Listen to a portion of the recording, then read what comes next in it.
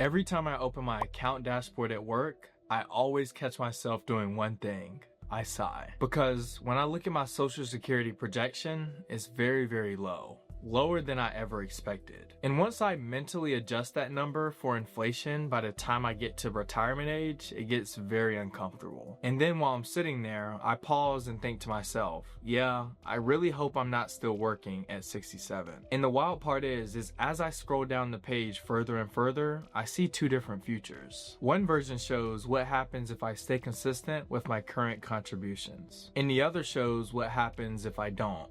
And that is when it really hits me. Most people think that the biggest risk in retirement is running out of money, but that's not the biggest risk. The biggest risk is realizing that the plan that you trusted all along was never really built to support you in the first place. Because Social Security was never built to replace your income. It was built to prevent poverty. So if you really think about it, those two things are very, very different, and a lot of people get confused. So if you're planning to retire one day, or assume that Social Security will replace it, this video might change your perspective. So today, I'm gonna break down what actually happens when someone relies on Social Security to retire. We're also gonna sift through what the actual numbers should look like and what you should be doing with your money no matter what your age is. Alright, so first, let's talk about how Social Security was actually designed. I know about a minute ago, I briefly went over this, but Social Security was originally designed as a safety net. It was originally created to make sure older Americans wouldn't fall into extreme financial hardship once they're no longer able to work.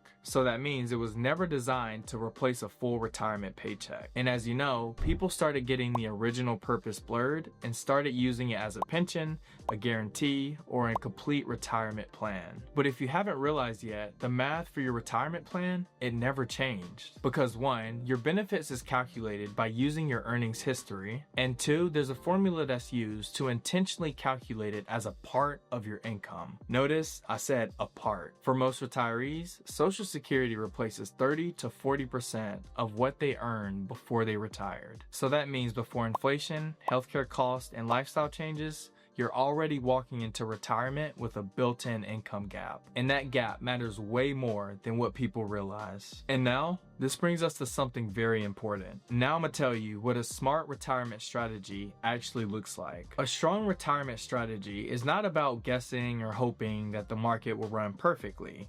It's about building layers, and the first layer is baseline income. The reason for this is because it's stable income. It covers your basic, essential expenses, stuff that you just need in life. The second layer is tax-advantaged retirement accounts, and this includes your 401k, traditional IRAs, and Roth accounts that are not just savings tools, but are tax strategies. When you are contributing consistently and increasing your contributions as your income grows, that's where you start to build long but durable income. And also, by understanding how withdrawals can be taxed at a later time can literally change the entire outcome of your retirement. And if your job matches your contribution and you don't take it, just give it to me. It's literally free money, and I don't know why you wouldn't. The third layer is flexible investments. With this layer, it includes brokerage accounts, dividend-producing assets, and long-term investments that are not directly tied to your age. And the best part about this is it gives you control and options before and during your retirement. The fourth layer is liquidity. Cash reserves matter way more than people realize during retirement. Liquidity is what prevents you from selling your retirement investments when a life emergency comes up and you don't have the cash available. And for many people, there's a fifth layer that often gets ignored entirely, and that layer is optional income. This could be part-time work that doesn't demand a lot physically, consulting gigs that are based on the knowledge that you've built for decades, a small mom-and-pop business around town, rental income from fractional real estate, or a skill that you can monetize on your own terms. And this is not so that you have to work forever, but having options changes how retirement feels. But always remember, the goal is not perfection, it's just having flexibility and having options at your fingertips. tips. But before we talk about the numbers that you really need to understand, let me pause for a second. If you're watching this video and you've realized that your perspective has changed, then you're in the right place. You're finally realizing that you're looking at this clearly, and that's exactly why I make content like this. Because for most people, it's not really an income problem, it's just the planning problem. And that's okay, because the financial systems were never really built to give us the wealth blueprint. But through wealth building, Money Talks Media has the blueprint, and that's the reason you should stick around. But as always, appreciate your continued support.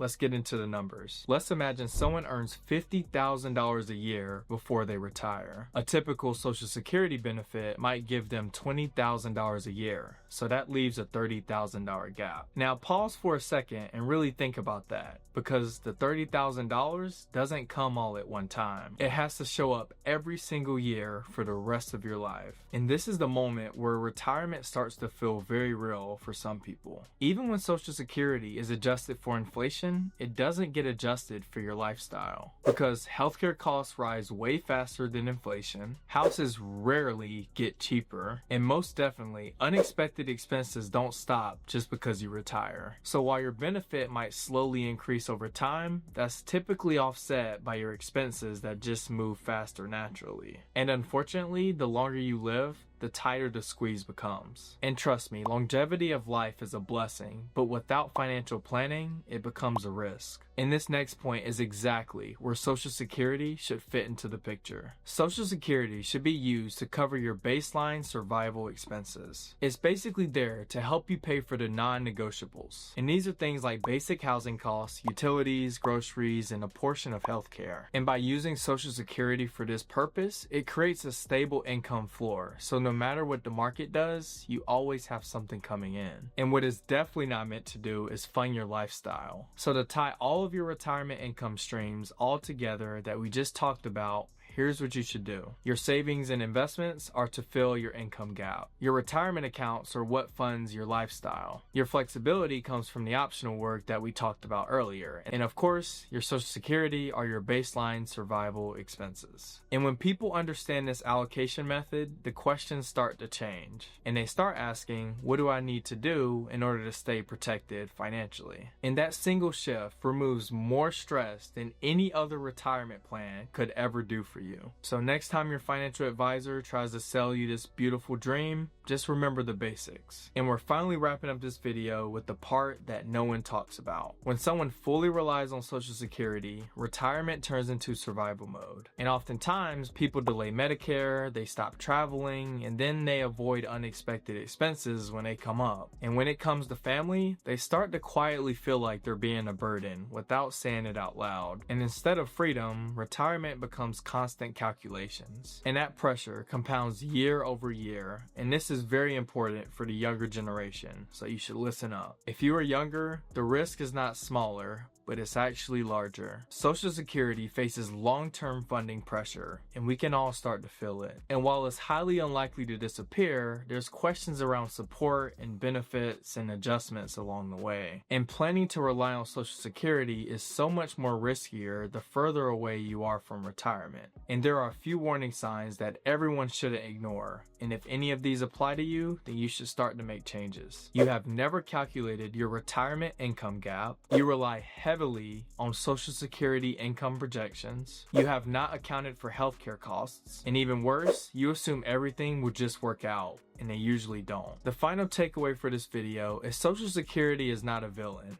but it's also not a hero. It's just a tool. And just like with any tool, it works best when used correctly. And if you paid attention throughout this whole video, you now know exactly how to use the tool. And just like with any financial plan, be sure to build a backup, flexibility, and margin before you need it. And understanding this early does not create fear, it just creates control. But as always, thanks for watching. I hope you take care, and I'll see you in the next one.